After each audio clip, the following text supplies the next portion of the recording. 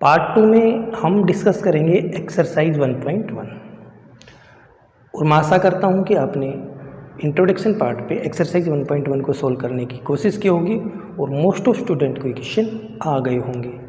फिर भी मैं इन क्वेश्चनों को आपके लिए सोल्व कर देता हूं। देखिए, नंबर सिस्टम का ये पार्ट 2 है। आज हम डिस्कस करेंगे एक्सरसाइज 1.1। ठीक है, क्वेश्चन नंबर 1। क्वेश्चन नंबर 1 आपको दिख रहा होगा। क्वेश्चन नंबर 1 ये है कि is 0 a rational number, is 0 a rational number, can you write it in the form p q where p and q are integers and q not equal to 0। ठीक है, ये क्वेश्चन देखिए। Solution part जब हम इसका करेंगे, इसमें ये पूछा है बेटा क्या 0 एक रैशनल नंबर है, और अगर है तो क्या आप उसको पी क्यू फॉर्म में लिख सकते हो। अगर होगा तो पी क्यू फॉर्म में भी लिखा जाएगा। और फिर कह रहा है पी और क्यू इंटीजर होने चाहिए, क्यू नॉट इक्वल टू 0। तो आप उसको दिखाइए कैसे है वो 0। तो बेटा इसका जो आंसर तो होगा सॉल्यूशन में, आप कह दे वो स्टार्ट में 0 इज ए रैशनल नंबर। ठीक है, बिकॉज क्यों है वो बात आप डिवीजन से आप समझा सकते हैं। डिवीजन से देखो, पहले आप रैशनल नंबर जो आपने सीखा है कि पी अपॉन क्यू फॉर्म के होते हैं, p and q are integers, ठीक है, and q not equal to 0। ये तो रैशनल नंबर है। 0 एक रैशनल नंबर है। क्यों है, देखिए कोई नंबर आप लीजिए, मान लो 10, इसको मैं 2 से डिवाइड करूं बेटा, क्या आंसर आएगा? 5 आएगा। इसको आप ऐसे लिख सकते हो 10 इज इक्वल टू 2 मल्टीप्लाई 5। ये 2 इससे मल्टीप्लाई हो जाता है, 10 इज इक्वल टू 10। ठीक है, ये बात आप डिवीजन का जो प्रोसेस है उसके अकॉर्डिंग हमने इस बात को लिखा है। डिवीजन के प्रोसेस में ये बात लागू होती है। देखिए ध्यान से, अगर मैं 0 को बेटा 0 अपॉन 1 लिखता हूँ या 0 अपॉन कोई भी नंबर लिखता हूँ 0 को छोड़ के, ठीक है, प्लस का माइनस का जो भी, तो बेटा अब ये P अपॉन Q फॉर्म में लिखा है, ठीक है, और बेटा Q नॉट इक्वल टू 0 भी है। इसका मतलब हम क्या बोल सकते हैं बेटा? Rational number. बट यहाँ पे 0 के नीचे कोई नंबर लिखा हुआ है, हमें तो बताना ये है कि 0 सिर्फ है या नहीं। तो बेटा आप 0 के नीचे कोई भी नंबर राइट करोगे ना तो उसका आंसर आता है 0। क्यों आता है?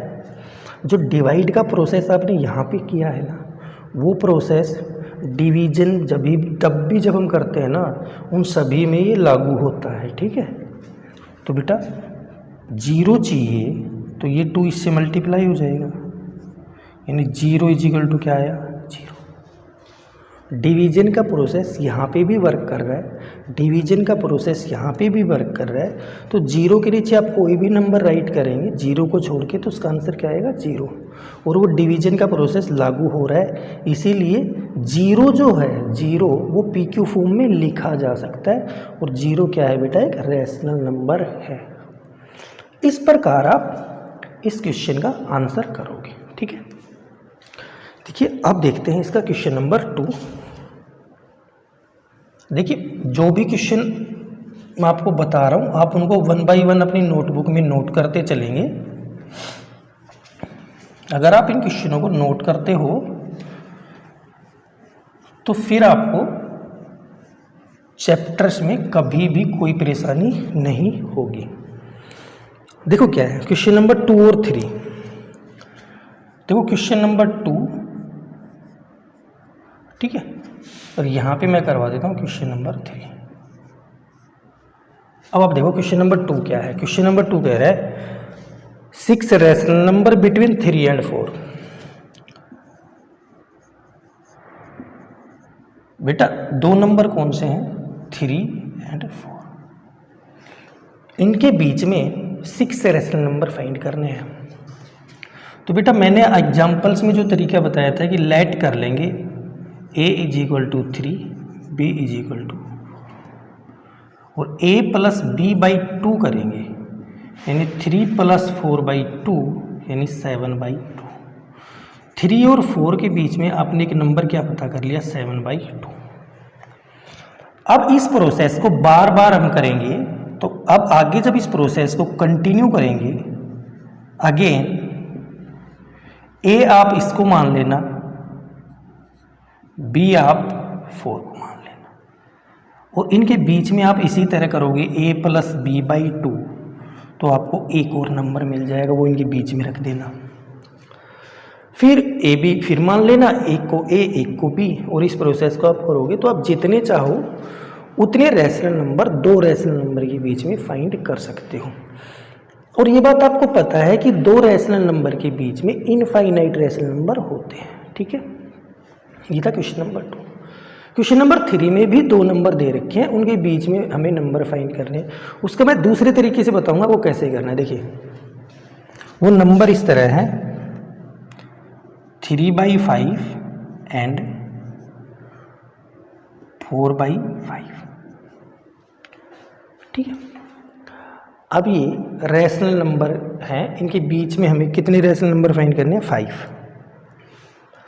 देखो ध्यान से, आपने क्लास 6th में फ्रैक्शन पढ़े हैं, फ्रैक्शन, ठीक है। जब आप ऐसे फ्रैक्शन पढ़ते थे और 2 फ्रैक्शन आपको दे रखे हैं, एक यहाँ पे यही देख लो 4/5, तो आपको बताया गया था कि जब नीचे का नंबर सेम हो तो ऊपर जो नंबर बड़ा होता है, ऊपर जो नंबर बड़ा है वो पूरा नंबर क्या होता है बेटा? बड़ा नंबर होता है, और ये नंबर है छोटा, ठीक है। ये नंबर छोटा है और ये इससे बड़ा। तो आप ध्यान दो 3/5 है और 4/5 है। अब बेटा ध्यान से देखो, अब मैं इसके इक्विवेलेंट नंबर फाइंड कर लेता हूँ। इक्विवेलेंट नंबर आपको पता है सेम नंबर से मल्टीप्लाई करना है। चलो मैं 6 से कर देता हूँ मल्टीप्लाई, ठीक है। 18/30। 3/4 का क्या आ गया? 18/30। ये इक्विवेलेंट है, अभी भी ये 3/5 ही है। इसका भी आप कर लो, लेकिन इसमें भी आपको 6 से मल्टीप्लाई करना पड़ेगा, क्योंकि नीचे का नंबर सेम है ना, तो नीचे का सेम ही आना चाहिए। 4 × 6, 5 × 6। यहाँ से क्या आ गया बेटा? 24/30। अब ये 4/5 ही है अभी भी, ये 18/30 है, ये 24/30 है। अब आप एक बात बताओ, मैं 19/30, 20/30, 21/30, 22/30, 23/30, आप बताओ क्या ये जो नंबर हैं, ये नंबर इनके बीच में है या नहीं? कहीं ना कहीं ये नंबर इनके बीच में ही है मौजूद, क्योंकि यहाँ पे नंबर है 18/30, यहाँ पे है 24/30, और ये देखो 19/30, 20/30, ये नंबर इनके बीच कहीं ना कहीं पे मौजूद हैं। ये एक और तरीका है 2 रैशनल नंबर दे रखे हो, उनके बीच में रैशनल नंबर फाइंड करने का। तो आप इस तरीके से भी कर सकते हो और इस तरीके भी से। ये ज़्यादा इजी मेथड है। इसमें आपको करना क्या है, जो डेनोमिनेटर है ना उसको सेम करना है, डेनोमिनेटर को सेम करना है, फिर आप इस प्रोसेस से करेंगे तो आप इजीली जितने भी आपको रैशनल नंबर पूछे उतने आप बता सकते हैं, ठीक है। इसके बाद अब देखते हैं क्वेश्चन 4, और ये एक्सरसाइज का लास्ट क्वेश्चन है बेटा। इस क्वेश्चन में हमें कहा है ट्रू फॉल्स ही बताना है, और आपको रीजन भी बताना है कि क्यों है। तो देखते हैं बेटा क्वेश्चन नंबर 4। पहला है every natural number is a whole number. Every natural number is a whole number. सारे नेचुरल नंबर होल नंबर होते हैं। देखिए नेचुरल नंबर आपको पता है, होल नंबर आपको पता है, ठीक है। सारे नेचुरल नंबर होल नंबर होते हैं क्योंकि सभी नेचुरल नंबर होल नंबर्स में मौजूद होते हैं, तो सारे नेचुरल नंबर को हम होल नंबर बोल सकते हैं। ये बात बिल्कुल सही है, ट्रू है। Second, every integer is a whole number. Every integer is a whole number. Integer आपको पता है,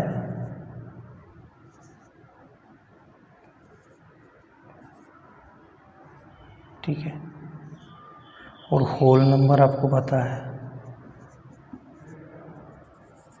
कह रहे सारे इंटीजर होल नंबर होते हैं। सभी इंटीजर में बेटा नेगेटिव के नंबर भी शामिल होते हैं। क्या होल नंबर में होते हैं? ये नहीं होते। इसीलिए हम ये कहेंगे कि ये स्टेटमेंट जो यहाँ पे है ये बेटा फॉल्स स्टेटमेंट है। सारे इंटीजर होल नंबर नहीं होते। थर्ड जो है इसका वो है